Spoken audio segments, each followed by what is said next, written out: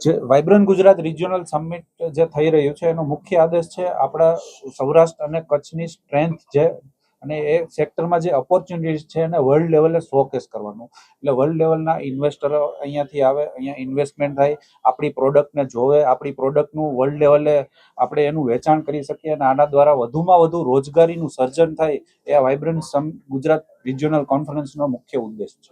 10 વર્ષથી આ વાઇબ્રન્ટ થતું હતું. રિજનલ સમિટ જે હવે થયું છે, સૌરાષ્ટ્રના ક્યાં મુખ્ય ઉદ્યોગ છે કે જેને બુસ્ટ મળશે છે ને પહેલી વાર ઇન્ટ્રોડ્યુસ થવાના છે? જે આ વાઇબ્રન્ટ ગુજરાત રિજિયોનલ કોન્ફરન્સીસ છે એમાં 50 કરતા ઉપરના સેમિનારનું આયોજન કરવામાં આવેલું છે. આ સેમિનારના જે આપણી સ્ટ્રેન્થ છે, જેમ કે એન્જિનિયરિંગ સેક્ટર્સ છે, મોરબીનો સિરામિક્સ છે, જામનગરનો બ્રાસ સેક્ટર છે, જુનાગઢનું એગ્રો પ્રોસેસિંગ ઇન્ડસ્ટ્રીઝ છે, આ પ્રકારના જે પણ સેક્ટર્સ છે એના અંતર્ગત સેમિનાર કરવામાં આવેલા છે.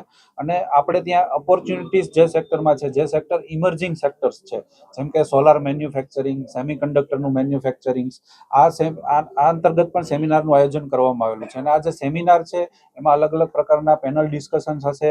આ સેમિનારમાં જે પણ મુખ્ય વક્તા હશે ને પેનલમાં જે પણ મેમ્બર્સ બેઠા હશે એ આપણે ત્યાંના સૌથી જે પોલિસી મેકર્સ છે, જે મોટા ઇન્ડસ્ટ્રીયલિસ્ટ છે, આ પેનલનું ડિસ્કશન કરવાના છે. આના પરથી અહીંના ઉદ્યોગકારોને એ ખ્યાલ આવશે કે આ જે સેક્ટર્સમાં છે શું ઓપોર્ચ્યુનિટીઝ છે, આપણે એમાં કયું નવી ટેકનોલોજી વસાવી શકીએ.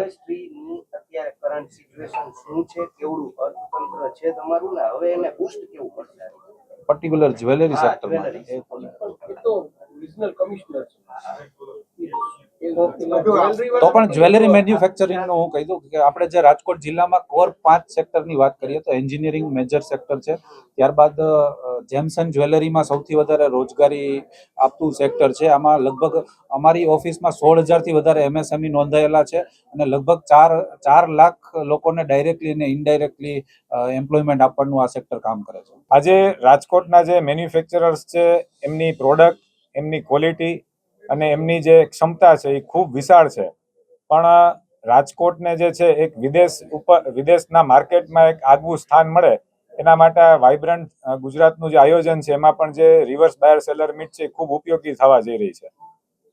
સર, કેટલા ઉદ્યોગકારો તમારી સાથે જોડાયેલા રહેવાના છે અને આ ઇન્ડસ્ટ્રીની ખાસિયત શું છે? એટલે અત્યારે જે છે 14 દેશમાંથી 30 બાયર છે એ રાજકોટ આવવાના છે અને જે લોકો અલગ અલગ 18 ફેક્ટરીની મુલાકાતે જશે.